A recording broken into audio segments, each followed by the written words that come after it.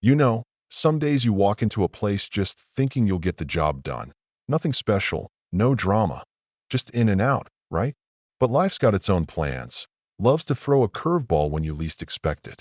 That's exactly what happened to me on a muggy Monday morning at Fort Adwell, Georgia, where the air was so thick you could cut it with a knife, and even the birds seemed annoyed by the heat. Everything just humming with that restless, familiar military chaos.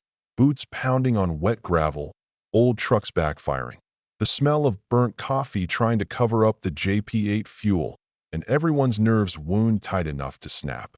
You know what I mean? The sort of day where even the wind feels like a lecture and nobody's got time for anyone else's story. That's where I saw Lena Trujillo. She pulled up in a beat-up Ford Ranger, the kind of truck you know's been through more than just the daily commute, faded paint, engine rattling like it's got stories of its own. She stepped out, early 50s, sturdy build, dark hair pulled into a bun that had seen better years, and a green field jacket clinging to her shoulders, sun-bleached, threadbare at the cuffs, with this old patch on it. Nothing you could quite make out unless you really knew what you were looking for. And I swear, the way she scanned the lot, checked the exits, you'd think she was still back in country, not someone 8 years out of uniform. That's the thing about the Army. It doesn't really leave you, no matter how many miles you put between you and the last post. Anyway, Lena wasn't there to stir up trouble. She was just picking up gear for some training event, volunteering like she always did because sitting at home made her itch. Hydration pack, new boots, gloves, a roll of tape. Nothing special, just soldier basics. The private behind the counter looked like he'd only shaved twice in his life. Nervous, eyes wide, running her paperwork through the scanner like it was a live grenade. Then, in swaggered the lieutenants. 3 of them, gold bars shining like they were fresh out the wrapper. Each one convinced the Army owed them something for just showing up. They posted up at the counter, throwing side-eye at Lena's jacket, whispering to each other loud enough for the whole depot to hear, making jokes about old soldiers, fake medals, probably tell stories about wars that never happened. You know the type, right? Goodwill Special, stolen valor, all that tired nonsense. They figured she was just another ghost hanging around, and it gave them something to laugh about, a way to feel bigger by making someone else feel smaller. But Lena, she just set her clipboard down, nodded at the private when he said her paperwork didn't clear yet, then sat down on this cold metal bench, patient like she'd been waiting on Army red tape all her life. Didn't argue, didn't even flinch at the next jab. Something about proper uniform regulations next time, as if they even knew what that meant. The room shifted around her, civilians coming and going, contractors hustling carts, the background noise of the base just rolling on. But Lena was unmoved, jacket hanging loose so that faded patch peeked out. Most folks didn't pay it any mind, but one contractor caught sight of it, froze up for a split second, then hustled into the back without a word. I noticed it, but the lieutenants didn't. They were still at it, hyping each other up, louder every minute, their laughter swelling, and you could feel the tension in the air thickening, like the whole place was holding its breath, waiting for something to snap. That's when it happened. Just as their voices hit a peak, a man walked up behind them, silent as a ghost, but you felt the shift immediately, like someone dropped a weight in the middle of the room. He wore OCPs that looked lived in, dusty, sleeves rolled, nothing fancy, but his arms told a story of their own. Old ink, scars, the kind of marks you get from real work, real loss. The name tape said Brigadier General Malcolm Rhee. Not the kind of brass you see in the supply depot on a Monday.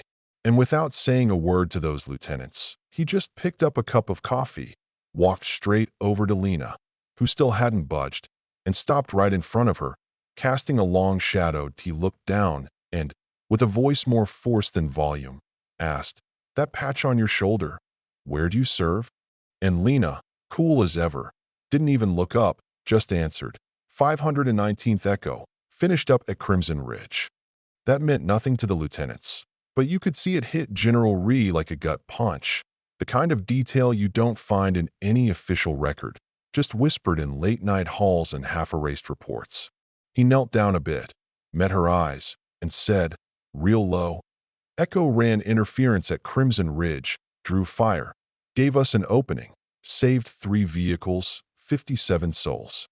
Suddenly the room felt too small, too bright, and even the jokers in the corner shut their mouths, or he didn't waste time.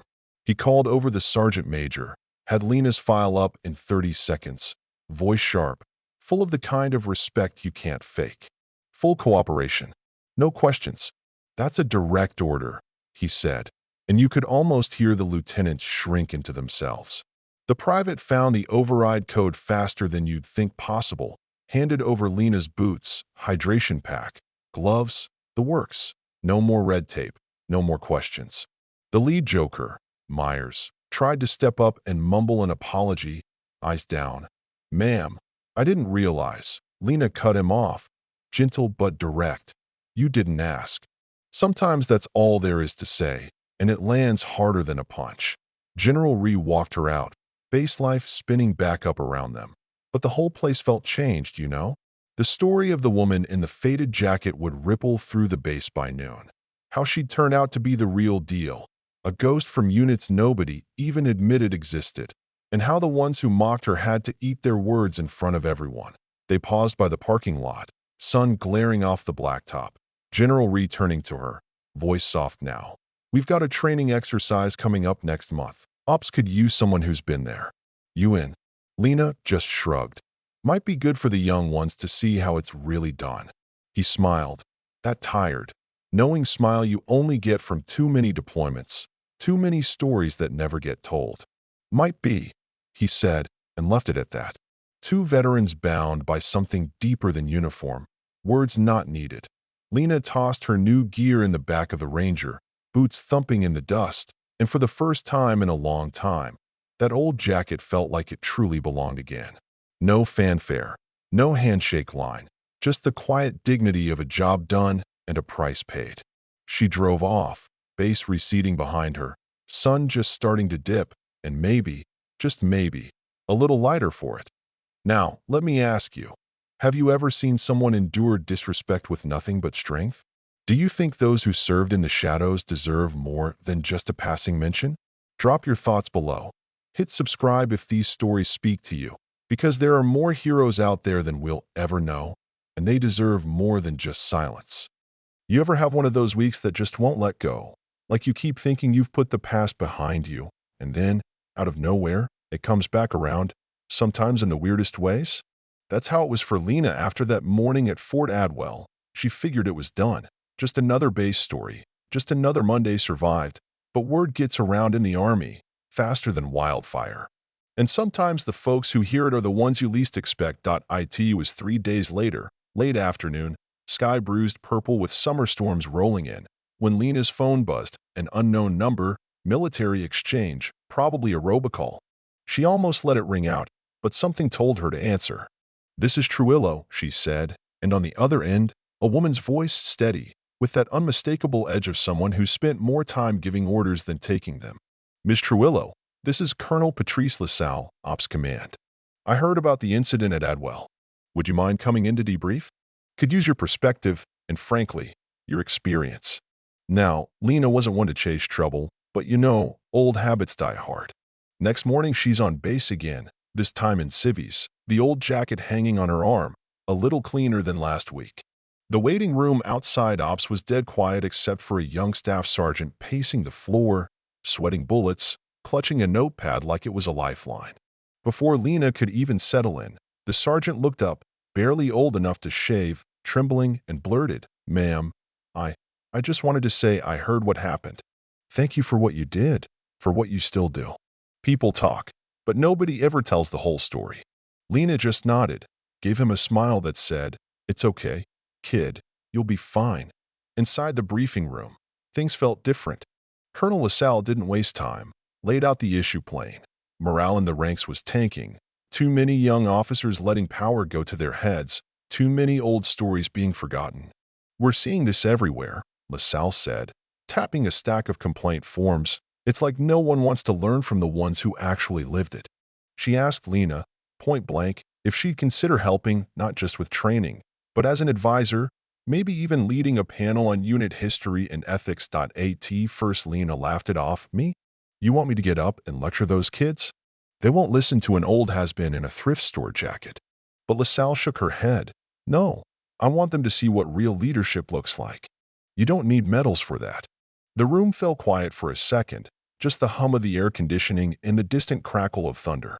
And right then, Lena realized maybe there was something left she could do. Maybe telling the truth, showing up, could shift the culture, even just a little. That's when the twist came, and not the kind you see coming. The door opened. General Ree himself stepped in, out of uniform, just another face in a polo and jeans, holding a folder thick with old reports. He slid it across the table to Lena.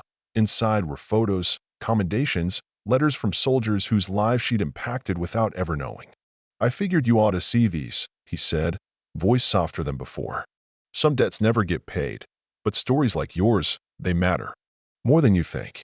Lena turned a page, recognized the face of a medic she'd pulled from a wreck years ago, now apparently an instructor at West Point. There was even a handwritten note from the contractor who'd caught sight of her patch in the depot, explaining how seeing a real Echo vet made him rethink quitting the job. Emotions caught her by surprise, bittersweet pride, grief for the lost, gratitude for the living. For a minute, all the years of hiding in plain sight seemed to fall away, replaced by something lighter, something almost hopeful. Colonel LaSalle leaned in. I want you to speak at next week's officer orientation. No filters. Let them hear it raw. So Lena said yes. She spent the next few days digging through boxes in her garage, hunting down old photos, battered dog tags, field notes stained with Georgia red dirt. She called up a couple old friends from Echo. Most didn't pick up, but the ones who did promised to stand in the back and heckle her if she got too sentimental. You know how old soldiers are. Orientation day arrived, auditorium packed with fresh-faced lieutenants, eyes glassy from too many PowerPoint slides, just itching to get out. Lena stepped up, jacket over her arm, boots still dusty, no script. She told them the real stories, the boredom, the fear, the ridiculous things that kept you sane, and the moments that burned into you forever. She didn't sugarcoat a damn thing. She told them about the jokes, the hazing, the ways people get lost between the lines of regulation and respect. You want to lead, she said. Don't start by proving you're in charge. Start by proving you can listen. The strongest person in the room is usually the quiet one, watching, waiting for the right moment to act.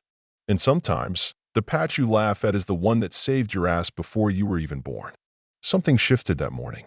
Maybe not for everyone, but for some. Afterward, a young lieutenant approached her, one of the three from the depot, red-faced, earnest. Ma'am, I owe you an apology. I thought I knew what mattered here. I didn't. Thank you. Lena just smiled, clapped him on the shoulder. You're learning, son. That's all anyone can ask. She left the base with her head higher, not because of recognition, but because she'd turned a moment of disrespect into a lesson, and maybe, just maybe, a little ripple of change. Now let me ask you, do you believe real leadership is about rank or about character? Have you ever seen someone's story change the whole atmosphere in a room? Drop your thoughts below. Hit subscribe if you want to hear more about the folks who do the right thing even when nobody's looking, and share what respect means to you. Because if we don't pass these lessons on, who will?